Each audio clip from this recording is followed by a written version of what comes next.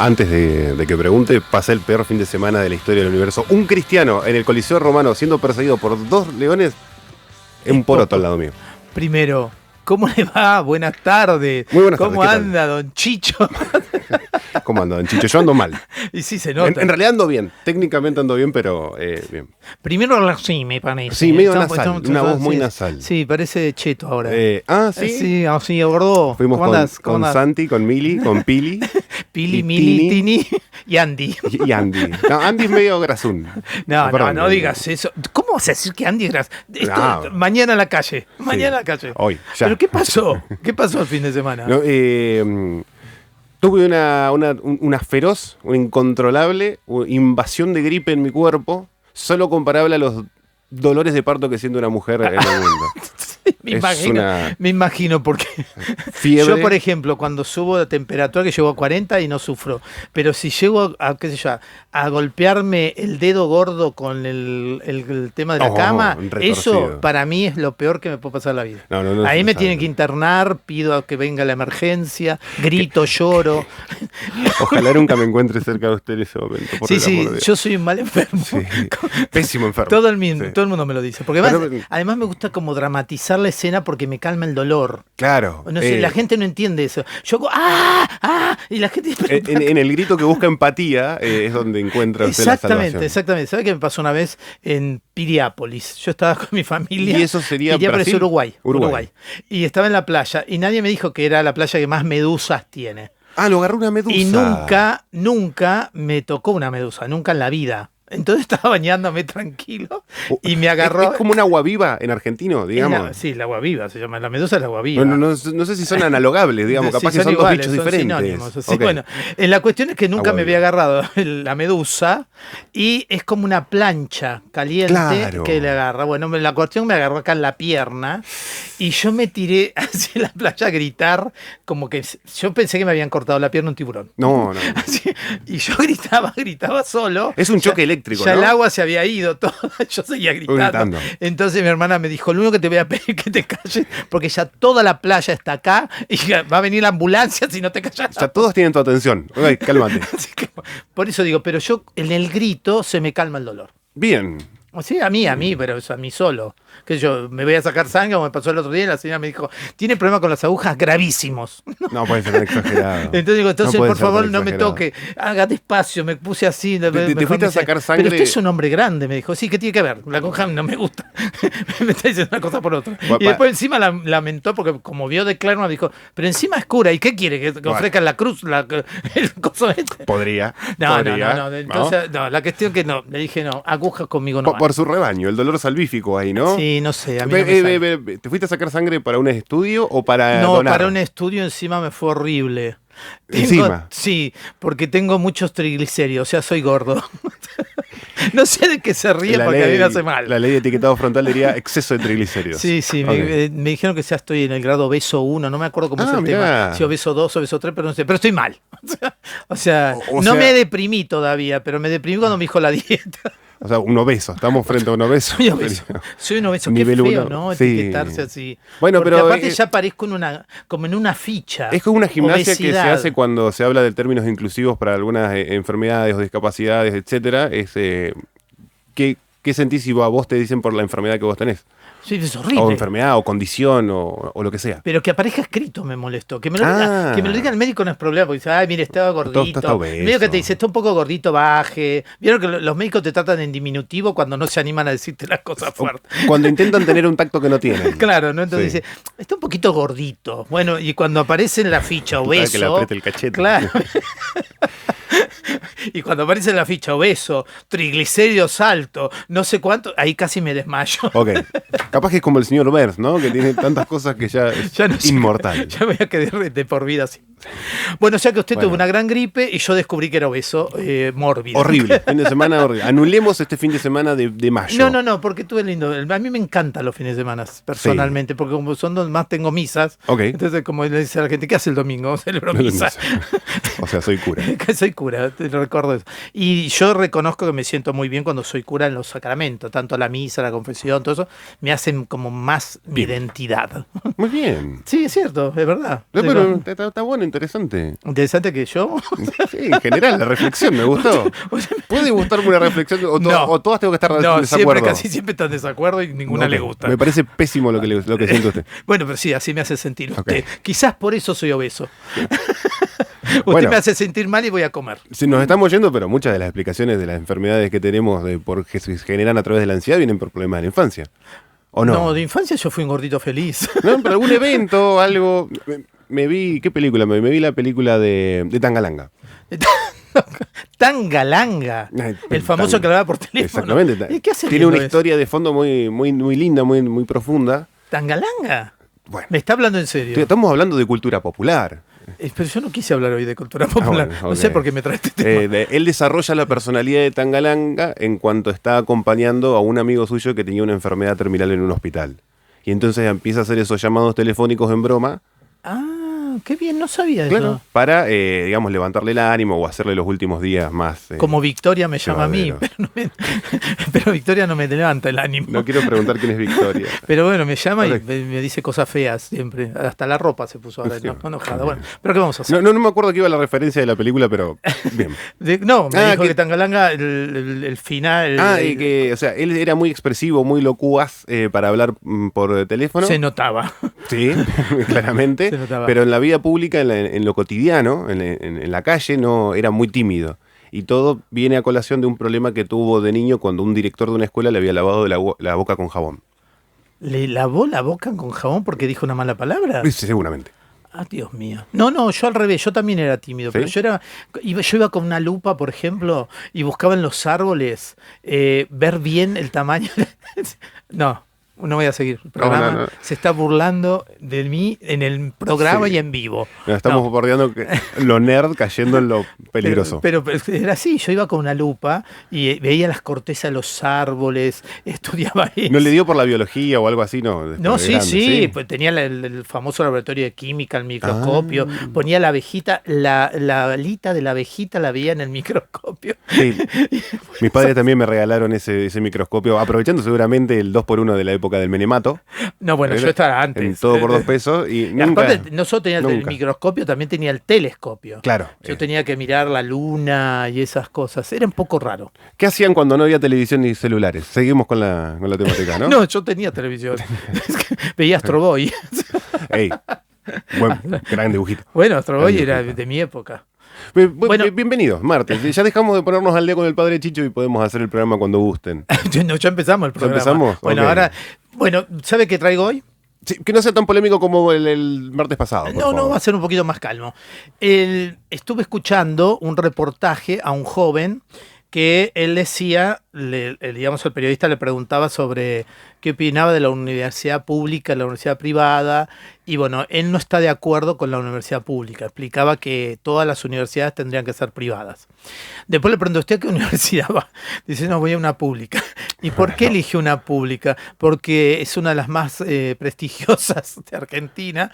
Entonces había como una contradicción en lo que estaba diciendo, ¿no? Me gusta cuando el periodista, porque evidentemente nuestra comunicación en WhatsApp con el padre Chicho se basa en compartirnos videos de TikTok.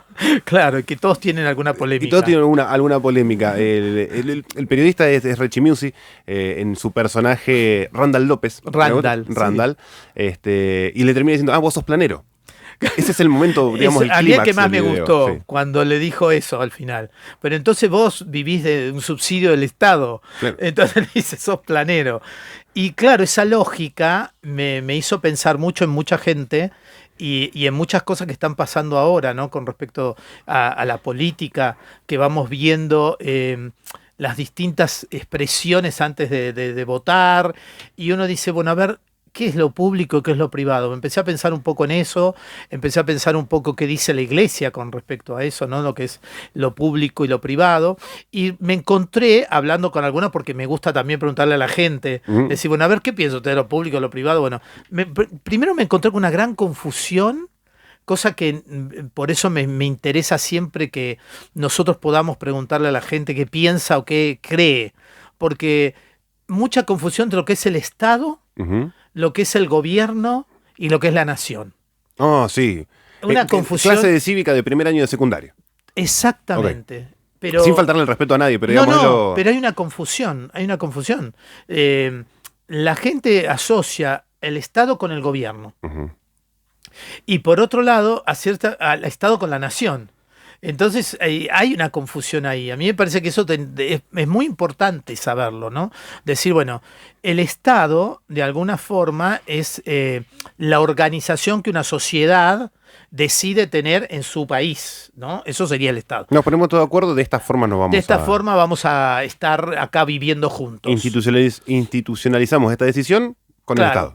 Okay. El Estado sí tiene un rol muy importante, que es determinados derechos, determinadas protecciones, son responsabilidad del Estado. Que van a variar de acuerdo a cada país. Totalmente. Okay. Cada cultura. Ahí ya es distinto. ¿Sí? Porque el tema cultural tiene más que ver con nación.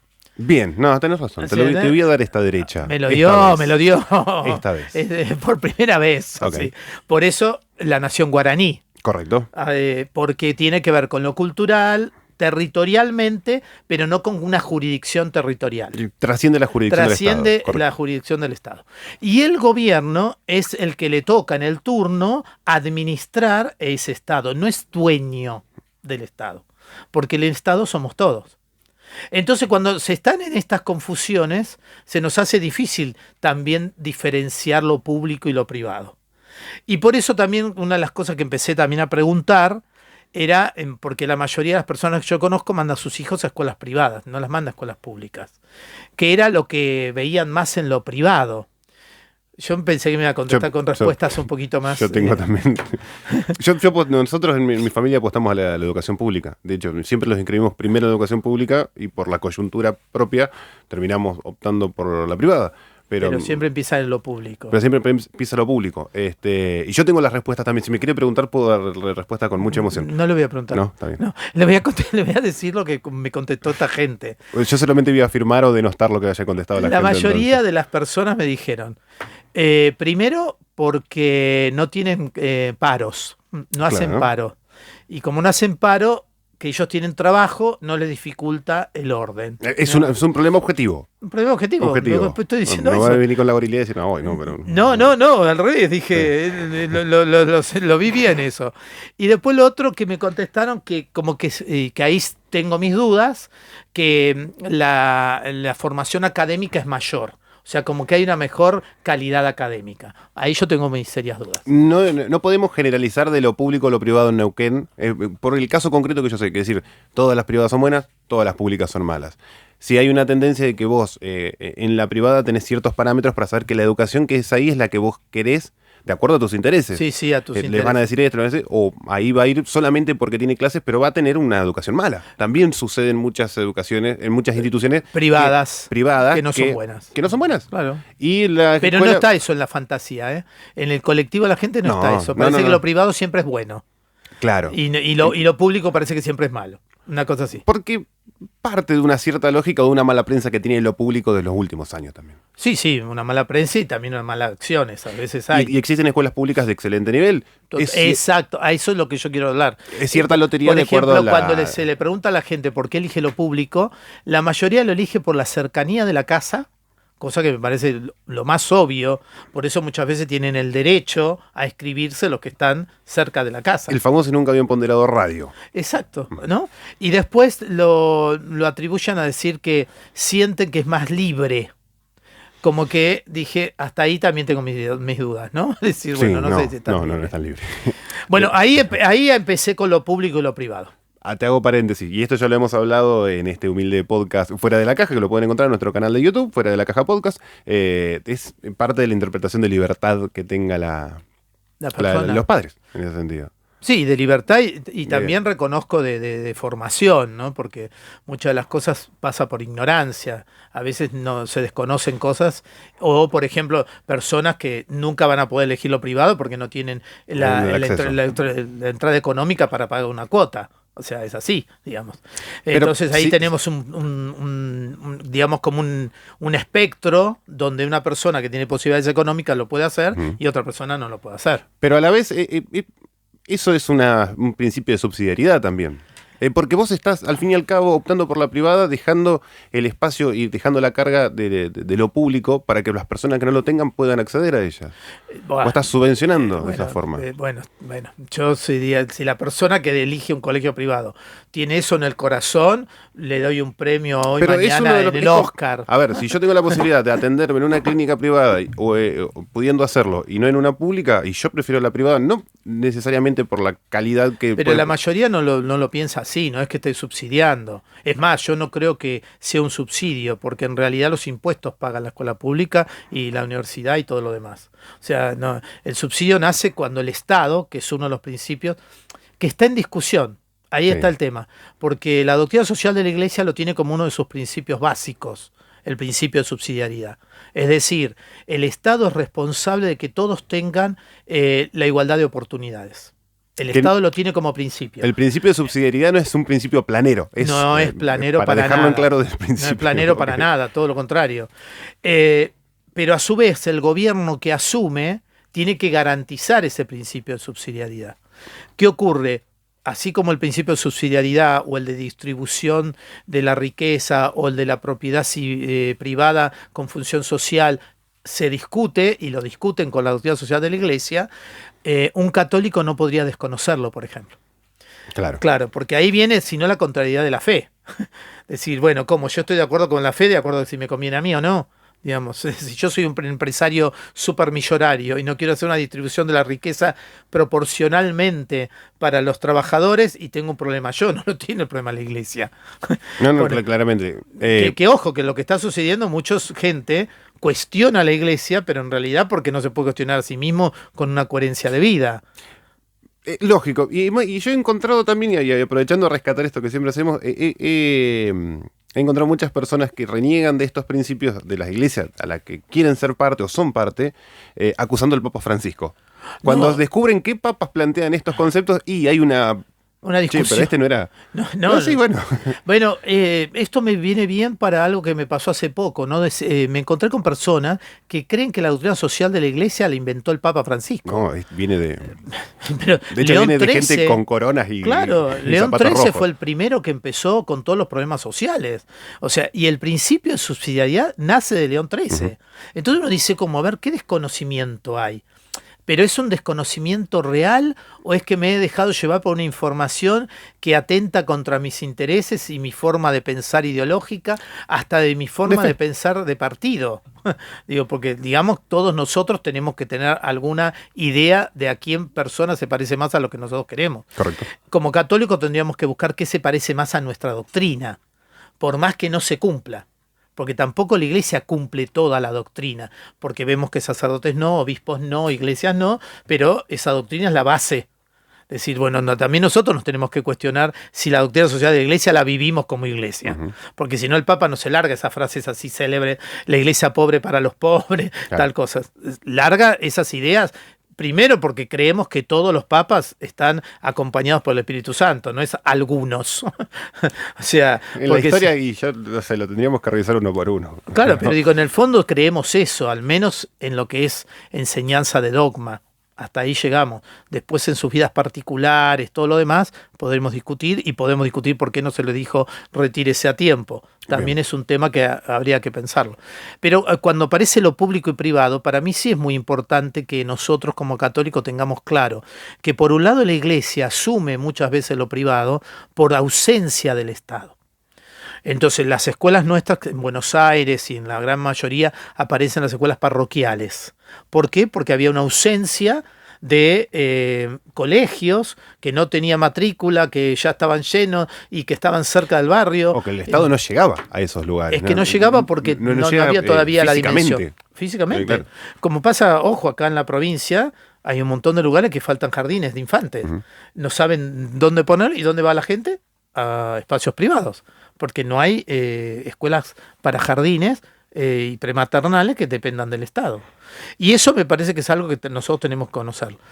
Tanto eso público y privado, que en la educación se da muy claro y en la salud se da claro, en otros aspectos de la vida también tenemos que pensar qué es lo público y qué es lo privado.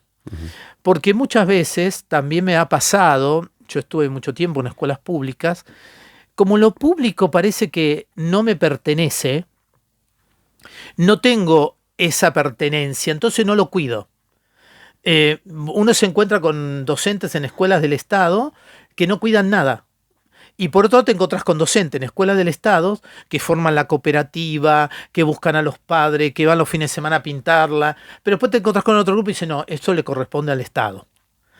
Entonces hay también a mí me lo explicó un compañero del sindicato alternativo al que está ahora en la conducción del gremio docente, y me dice, eso pasa específicamente en un punto cuando en cierto momento del siglo pasado, segunda mitad, se cambia el concepto de educador a trabajador de la educación. Oh, muy bueno eso, nunca lo escuché esa explicación. Y a partir de ahí me hizo toda una explicación, que bueno, ahora no recuerdo porque estábamos justo en un asado posunidad. Pero que estaba borracho.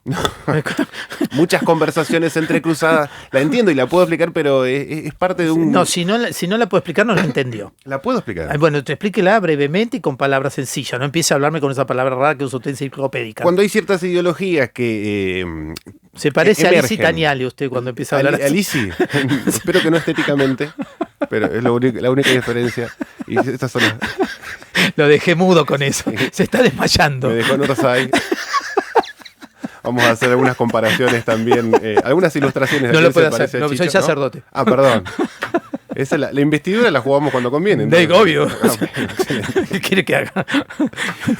Cuando ciertas ideologías comienzan a penetrar en los sectores trabajadores, como por ejemplo algunas marxistas que dicen que en principio todos son trabajadores porque dependen de esa forma de la superestructura económica y tiende a igualar a todos los trabajadores, no todos los trabajadores son iguales. En esa búsqueda de igualar lo que está haciendo es bajar una vara e igualar todos para abajo. Bueno, cuando todos los trabajos son distintos y no cumple el mismo rol, no es por desmerecer, pero un albañil no es lo mismo que un docente.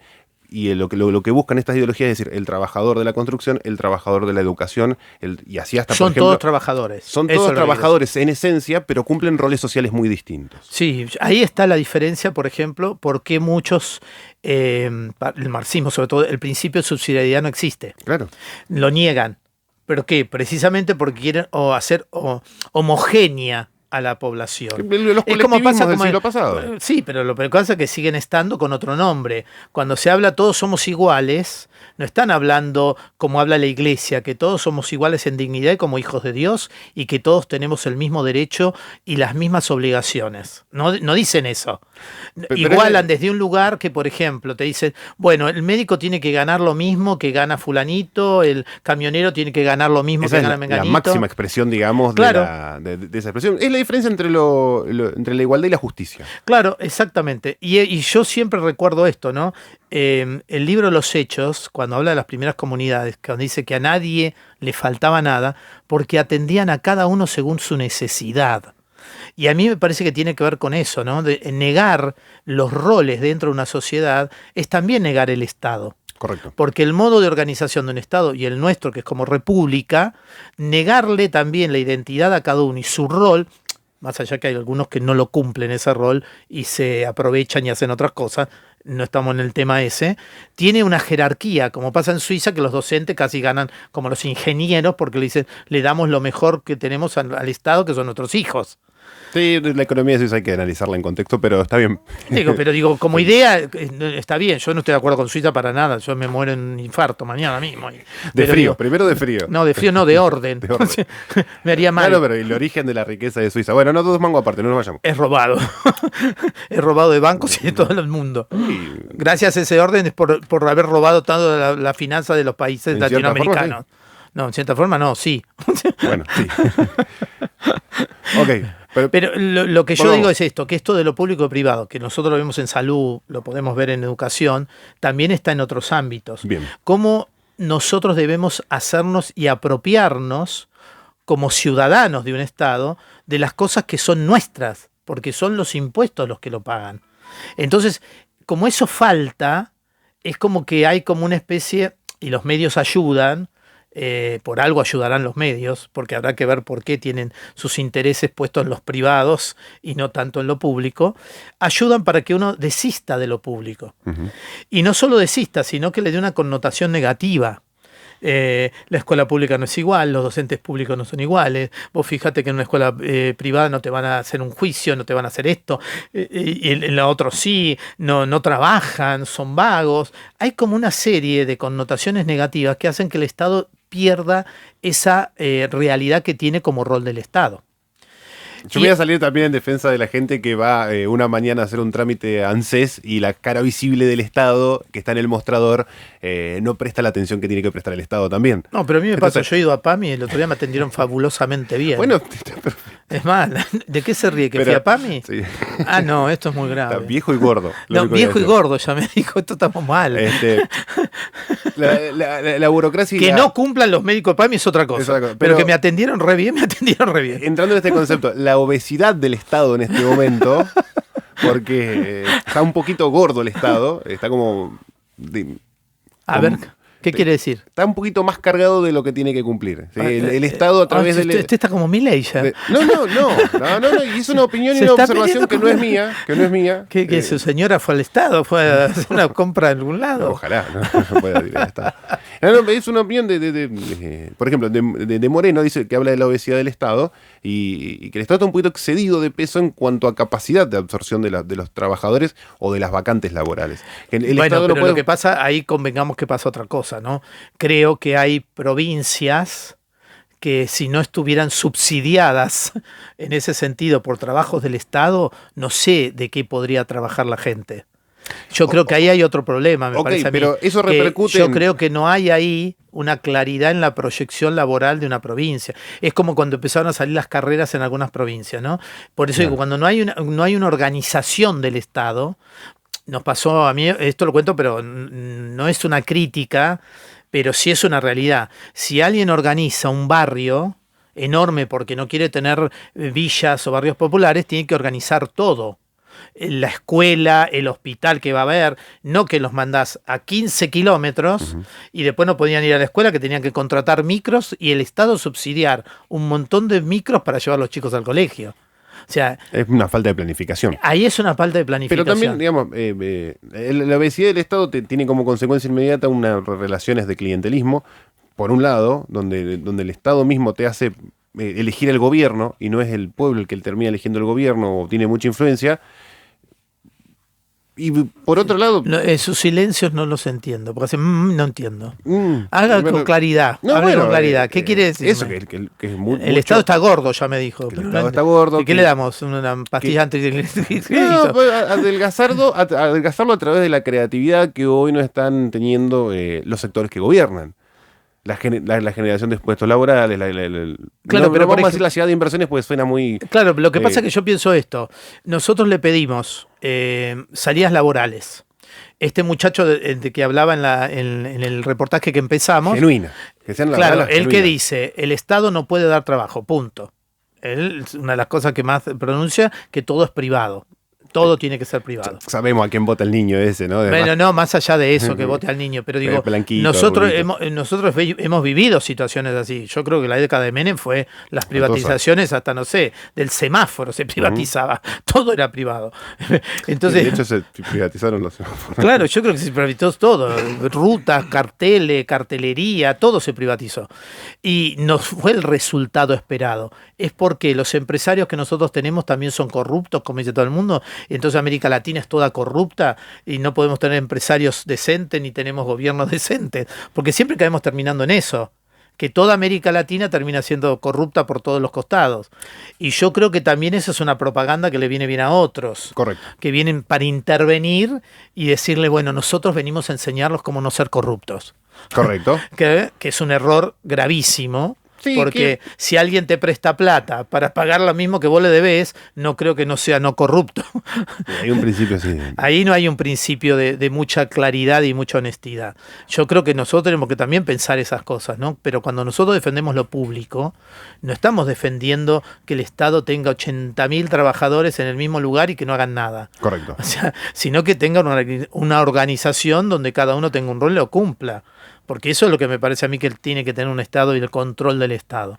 El Estado no puede ser ciego a las cosas que están sucediendo en los hospitales, en un montón de cuestiones, y diciendo, bueno, estamos trabajando en eso. Sí, siempre se está trabajando en eso, hasta el ideal.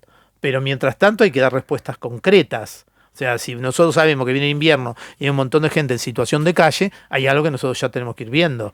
No es que no lo podemos ver. Y que se puede prever porque sucede todos los años. Exactamente. ¿No? Y se puede prever y se debe prever.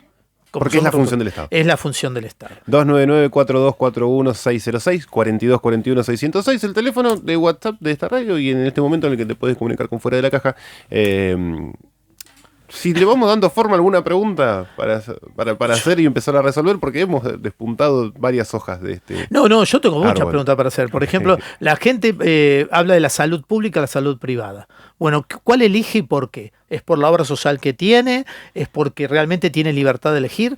Que vuelvo a lo mismo que lo sacó esto el Papa. Con el tema de los inmigrantes, que me resultó muy, muy fuerte la frase. No se ha trabajado sobre el derecho de ser libre de irte de un país y no irte por obligación. Uh-huh. O sea, el derecho tuyo es que vos tenés que estar en tu país con tu identidad, con tu cultura y con tu trabajo. Pero si vos te tenés que ir, que sea libre. O sea, porque él está trabajando mucho todo el tema de los migrantes, ¿no? Es decir, y yo que es mucho más profundo de lo que claro, yo nunca lo pensé, ¿no? Porque decir, bueno, claro, yo nunca pensé el derecho de tener libertad de irme. Decir, bueno, tengo libertad para irme, no, que me voy obligatoriamente porque no consigo trabajo, no tengo estudio, tengo mejor posibilidad en Europa. No eso, porque eso no es libre. No, es un condicionante. Es un condicionante importante. Y sobre todo nosotros tenemos muchos jóvenes que piensan que fuera del país pueden estar mejor.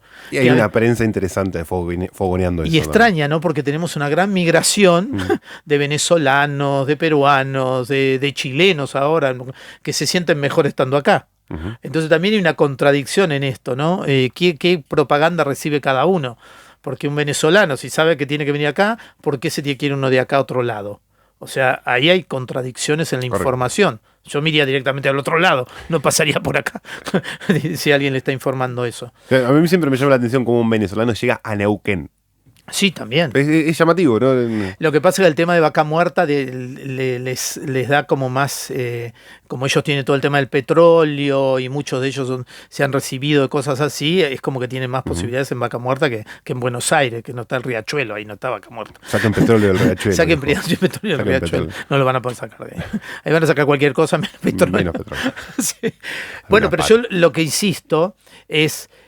nosotros como ciudadanos y como cristianos, digo, estoy hablando como cristianos y católicos, que pensamos como ciudadanos y decían, esto lo decía Escrivá de Balaguer, ¿no? El del Opus, pero en realidad lo que decía es un buen cristiano tiene que ser un buen ciudadano, tiene que participar, tiene que estar en los lugares que tiene que corresponde, no tiene que evadir a las responsabilidades como ciudadano de un Estado. Y yo creo que nosotros nos hemos corrido demasiado. O sea, en el sentido de, bueno, no queremos problemas, no queremos política, no queremos partidismo, no queremos discutir, y nos corrimos tanto que tampoco tenemos valores ahí dentro. Sí, que lo dejamos librado a su suerte, que claro, es lo que sí hablábamos el martes pasado. La doctrina social de la Iglesia tiene como 4 niveles cuando va pensando en la población, ¿no? Primero la persona, que está en la jerarquía arriba. Después habla de la sociedad civil y la sociedad política, cosa que también tiene una discusión. Muchos niegan la sociedad política, solamente hablan de la sociedad civil, como que la sociedad política no existe. La doctrina sí la pone. Y en cuarto lugar pone el Estado. O sea, esa jerarquía la marca con mucha fuerza toda la doctrina. Y también eso nos tiene que servir para pensar, ¿no? Nosotros ponemos arriba a la persona. La sociedad civil realmente tiene esto ético que está faltando, porque una cosa es, si el Estado se apropia como el dueño de la ética, termina con la sociedad civil, termina con la sociedad política. Uh-huh. Y ahí tenemos que tener un cuidado, porque los poderes del Estado son para mantener esa organización que se eligió. Eso no lo entendió el Poder Judicial argentino en muchos años, ¿no? Por eso digo, no para apropiarse. Yo no me puedo apropiar de un valor ético y moral, por más que tenga el poder del Estado. Y ahí es donde nosotros entramos en discusión, porque empieza a aparecer todo esto que supuestamente se considera bueno o se considera un valor, cuando nosotros sabemos que no es ni ético ni es un valor. Lo hablábamos el otro día, ¿no? Si decimos, si vamos a multar porque van a matar la especie del pescado que no van a ser en tiempo y forma, pero después matamos una vida, ahí tenemos un descontrol de lo ético que es realmente apabullante. Habría que hacer como hizo Pío X, Juan Pablo, decir, che, paremos, hagamos un compilado de todo de todos nuestros valores y que establezcamos en este catequesis, en este libro. Bueno, eso hizo con el compendio de la catequesis. Compendiemos los valores argentinos y partamos de la base. Sí, yo creo que algo de eso te tiene que hacer, seriamente. Como lo hizo Juan Pablo lo hizo con el catecismo, lo hizo con la doctrina social. O sea, bueno, todo lo que nosotros tenemos de valores, pongámoslo acá y no nos apartemos de esto.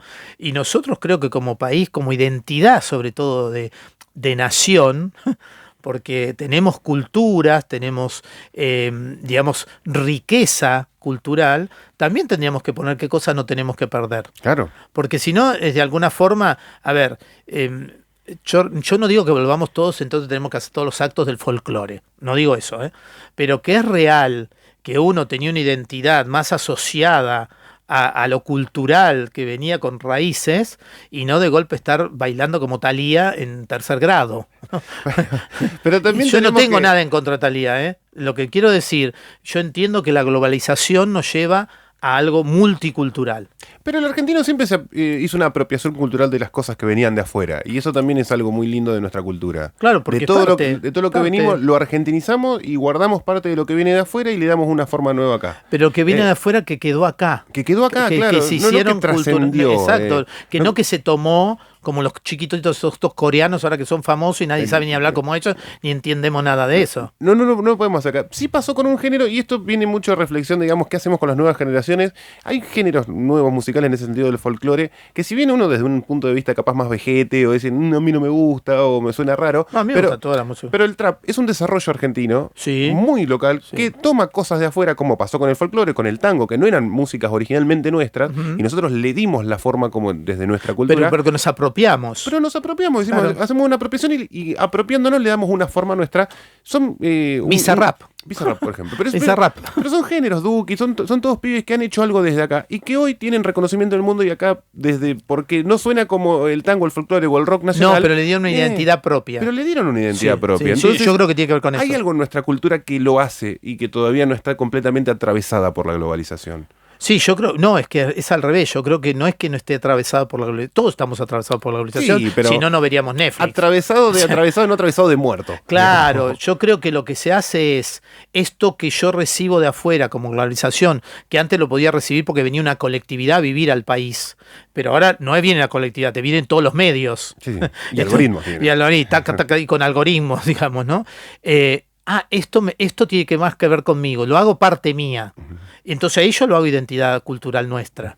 No lo hago copia, que es distinto. Digo, porque yo puedo copiar por interés económico, pero no es una identidad que queda, ¿no? Es como cuando alguien va viendo un cantante y dice, no, mira, te pareces a fulano, pero tu voz es distinta, entonces es tu identidad, tu voz.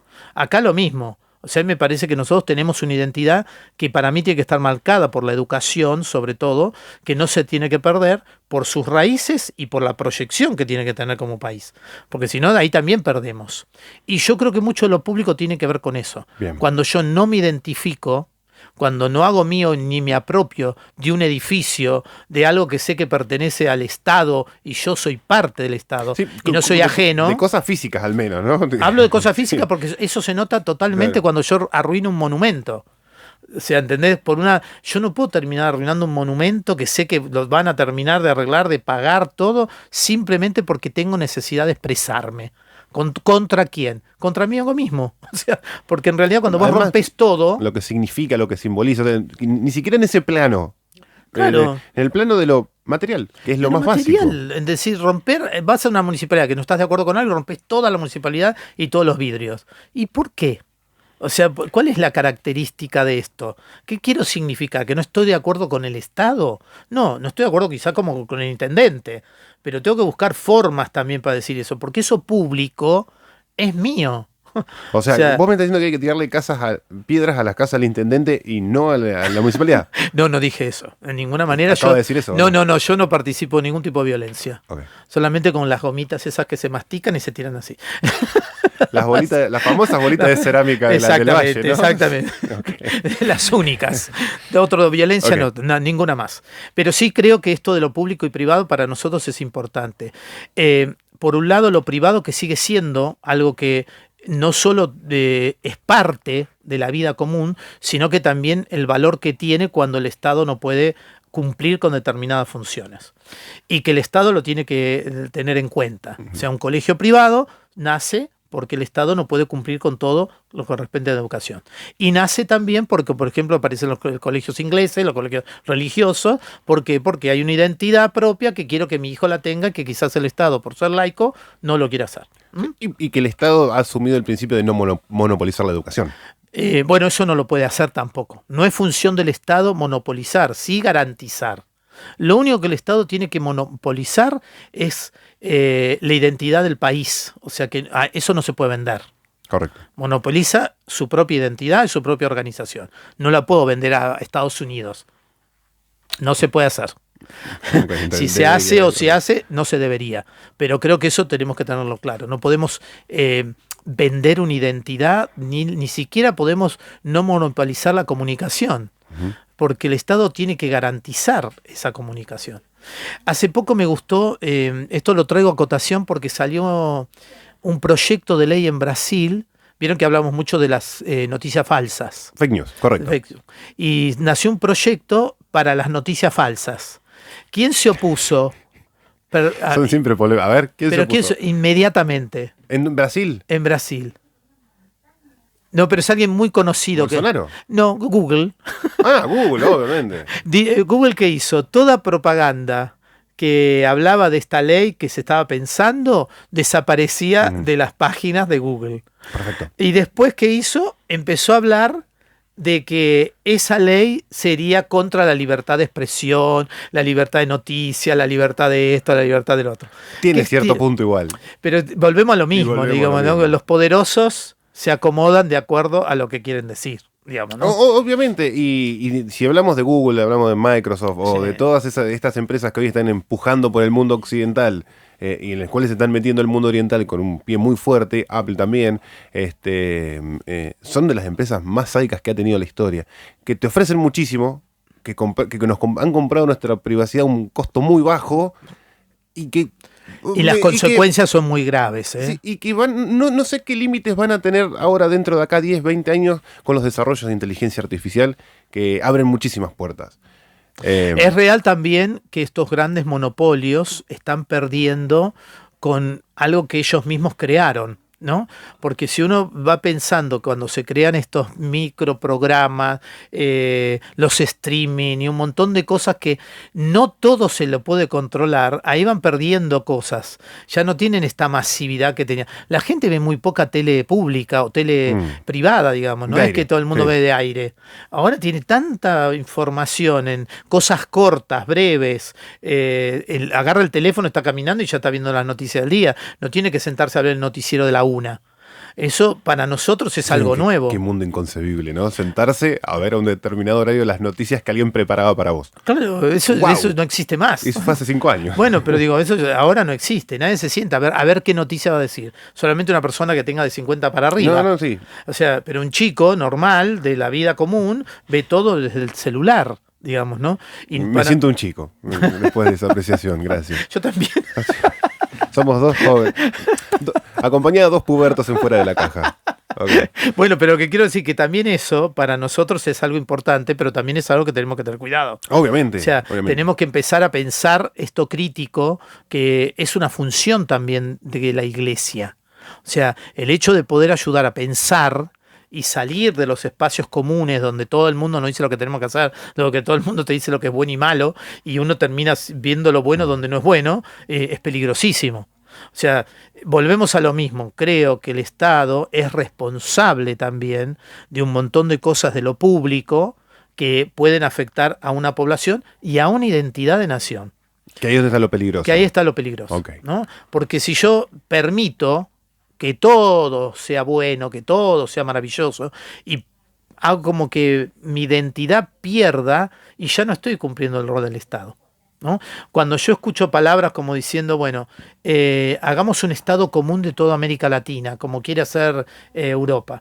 Europa no hizo eso. Alemania sigue siendo Alemania, Italia sigue siendo Italia. Y en esa diferencia radican los grandes problemas que han tenido históricamente. Por eso digo, entonces digo, es ridículo decir, bueno, vamos a hacer un solo país con las identidades. Yo no tengo nada que ver con el jamaiquino de golpe. Entonces hay cosas que me parece a mí que no se pueden inventar.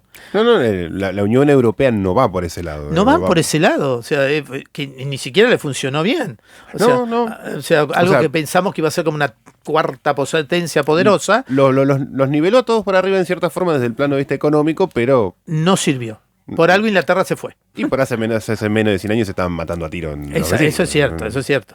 Y además ha creado también una cultura mucho más democrática porque al tener una comunidad donde son diputados y legisladores de todos los países hablando de algo común de todos los países, nos guste o no, es algo más positivo. Pero nosotros tenemos mucha más identidad común que un europeo. Totalmente. Hablando en perspectiva latinoamericana. De los 9, 10 países que somos acá abajo. No nos metamos con el Caribe, que ahí sí capaz podemos tener más diferencias. Igual yo creo que Chile, Argentina y Uruguay tienen mucho más que ver que, por ejemplo, Perú y Bolivia y Ecuador, que tienen mucho más que ver. Digamos, sí, ¿no? Correcto. El único que puede salir ahí por un problema idiomático, nada más sería Brasil. Sí, pero tengámoslo porque, como digamos, si alguien va a llevar el caballo, va a ser Brasil, sí, ¿no? Sí. Por una cuestión económica, tenemos que tener la potencia. Tenemos que tenerlo ahí. Estamos ahí.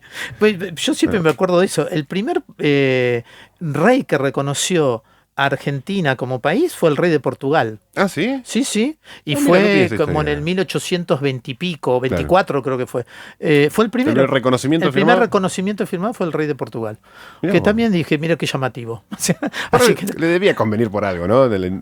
Usted no puede pensar que alguien puede gobernar bien, ¿no? Usted ya no cree Eran más. épocas perdió la esperanza. De mucha rosca política para... ¿Sí? ¿Perdió la esperanza? No, lejos de perder la esperanza. Cada vez estoy más esperanzado. Bueno, sigo con este tema que a mí... Vamos dándole un cierre porque se nos pasó casi la hora. Pero ¿cómo le vamos a dar un cierre y todavía no es la hora? Vamos a ir dándole un cierre. Resfriado, yo te voy poniendo allá está el cierre. Andate preparando porque después me quedo corto. Y nos quedamos a mitad de camino muchas veces y no le terminamos de dar forma a algo que no empezamos a darle. Pero sí, va encaminado. Va encaminado. Nos vamos a encaminar para el año que viene, digo. No, yo lo que quiero es esto. Si nosotros pongámonos a pensar como católicos, ¿no? Decir, ¿cuál es el rol que como ciudadanos nosotros estamos viviendo hoy? Ahora estamos hablando acá de Neuquén, pero pongamos que la gente escuche del país, de Argentina o de otro país. Yo me siento realmente ciudadano responsable en lo que estoy viviendo cada día. Cuando uno piensa en todo lo que dijo la Laudato Si, uno siente que estamos lejos, pero muy lejos de implementar como lo mínimo, ¿no? Entonces eso también nos hace preguntar, ¿no? Decir, ¿pero por qué estamos tan lejos? ¿En qué consiste que no podemos aplicar algo que sabemos que nos hace bien? ¿Qué hace que nos vayamos alejando de verdades objetivas que no ayuden a construir algo que sabemos es para mejor? Porque yo siento como que la ola nos termina llevando. No es que nosotros vamos... El padre Carlos Mester siempre decía esto, que el proyecto de Jesús es contra marea, ¿no? Siempre es contra corriente. Pero no sé si nosotros vamos contra corriente. Yo me siento que a veces ponemos la plancha, ¿viste? Y desde arriba de la plancha decimos, ay, mirá lo que está pasando. Algunas ¿no? estás cansado también. ¿De qué está cansado? ¿De qué está cansado? Bueno, está bien, yo entiendo. Sí, comparto siempre. Algunas veces sí. Estoy resfriado. Está resfriado. Mis nenes me están rompiendo las bolas. No hace nada. Está resfriado. Voy a hacer la plancha. Está congestionado. Estoy al borde de la muerte con esta gripe. Sí. Se le marea el cerebro, como decía. Tengo el cerebro confuso. Pero digo, son preguntas que nos tenemos que ir haciendo nosotros. ¿Y cómo construimos? Es decir, bueno, un docente que no va a una escuela privada católica, pero que trabaja como docente en la escuela pública, ¿se nota esa diferencia o no? Porque ahí es donde nosotros tenemos que empezar a preguntarnos. Es decir, ¿un docente se juega en la escuela pública siendo docente católico con los principios que nosotros queremos de la doctrina social o no? Buen punto. No, y en la línea de que muchos hoy teólogos o exégetas en perspectiva a nuestros tiempos dicen, no necesitamos católicos tantos, necesitamos docentes buenos que vayan con la ética católica a los lugares públicos. Sí, yo estoy de acuerdo también, a mí me parece eso, pero yo, por ejemplo, difiero de algo fundamental. Si nosotros no tenemos el mensaje de Jesús, nuestra vida no tiene sentido en el sentido de católico. Uh-huh. ¿Por qué? Porque gente buena y que vive el Evangelio está lleno el mundo, ¿eh? Seguramente. Y que vive mucho más que nosotros la verdad del Evangelio. Seguramente. Es así, digamos. Si no tenemos un montón de chicos trabajando en partidos políticos, en organizaciones sociales por un mundo mejor. No estaríamos gente sacrificando su vida por una horca del sur. Es decir, hay gente que está mirando de otra manera, pero si nosotros no tenemos que, digamos, decir nada de Jesús, no sé para qué estamos. No, decime, no necesitamos gente, sí, católica, pero necesitamos salir al mundo con nuestra ética y proponerla. Claro, eso es para mí hay que proponer el proyecto de Jesús como un proyecto validero hoy, que todos los valores del Evangelio no solo sirven para construir una sociedad buena, sino que también una sociedad multicultural y plural. Uh-huh. Que no es que todo el mundo tenga que estar bautizado, entonces le tiramos a todo el mundo agua bendita. Porque ya dijimos, no sirve y no vale probablemente. Es que no es válido eso, es decir, el Evangelio es una propuesta de vida, es un modo de vida diferente, pero yo lo tengo que proponer, pero lo tengo que proponer, no lo tengo que desconocer. Uh-huh. O sea, no puedo decir que todo es igual. O sea, decir, bueno, sí, a ver, cuando uno va, me pasa a mí, si yo voy a visitar a un preso, yo no voy por ser el asistente social de la unidad 11. Yo voy porque creo profundamente en el mandato de Jesús. Uh-huh. Estuve preso y no me viniste a ver. Entonces cambia radicalmente cuando uno va a ver desde otro lado. Y yo voy a ver una persona, ¿entendés? No voy a ver un delito, que ver cómo lo puedo solucionar o no lo puedo solucionar.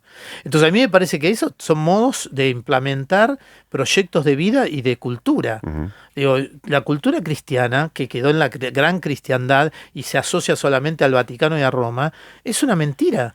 Porque vos vas a ver, como me ha pasado a mí, mapuches acá, que han sido evangelizados y que viven el evangelio a full mezclado con su cultura. Y no niegan nada de lo que es la verdad del evangelio. Y hacen sus celebraciones de la palabra, y hacen la lectura orante, y no pierden nada de sus ritos. Y eso para mí es lo más maravilloso que puede haber, porque es rescatar lo que ellos tienen de bueno, pero al revés, descubrieron lo que tiene de bueno el evangelio. Porque si no quiere decir que lo nuestro no tiene valor, es como una cultura más. Digamos.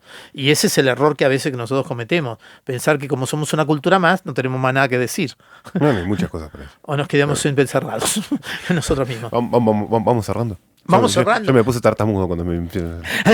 Bueno, hoy tartamudeó menos, pero gangoseó más. No, bueno, pero es que me quedo sin aire cuando hablo. Pero usted siempre tiene problemas. Siempre. Sí, o sea que nunca va a ir... me va a encontrar un día sin un problema. Y nunca va a ir a terapia. Por favor, ¿por qué iría a terapia? El problema lo tienen los otros, no yo. Gracias a los otros que están, usted no tendría problemas. Si no estuviesen los otros, estaría todo bien. Yo estaría estado bien. Nos vemos el martes que viene. No, yo no voy a estar. Va a estar el padre Chicho. Bueno, me van a dejar solo, no sé, traeré una sorpresa. Puede venir Victoria, quizás. Liz Italiani. Puedo traer a Liz Italiani sobre el plazo. ¿Por qué no? Bendiabrazo.